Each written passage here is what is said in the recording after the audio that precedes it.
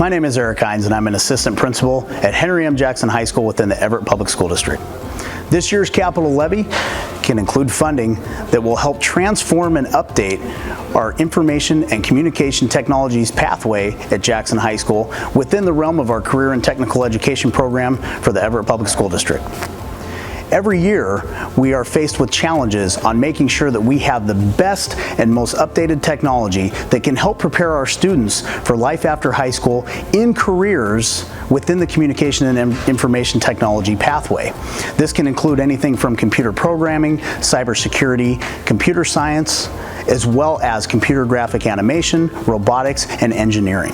It is challenging to try to maintain and keep up with the current industry standards, as we know technology changes on almost a yearly basis. For us, this would help greatly in making sure that we have the most up-to-date programs and hardware that can help our students be competitive in the job markets as soon as they enter the workforce or their college experience. This also helps with the challenge of classroom space and classroom outfitting to make sure that these classes are able to be taught at the highest level to prepare our students for the best possible experience and make them competitive within the job markets once they leave Jackson High School. Well, I feel like technology is something that surrounds us every single day, no matter what.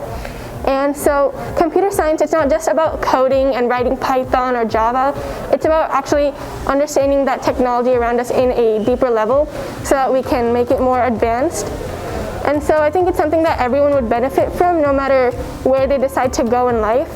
So if we had that newer lab, I think it could really attract more students to grasp those benefits and once again kind of understand that technology around us because it's part of our everyday lives. So after high school, I plan to go to university to study computer science. Specifically, I want to get a master's degree in computer science and minor in mathematics. So I feel that this is really helping me prepare for that and get a kind of a head start on my computer science future.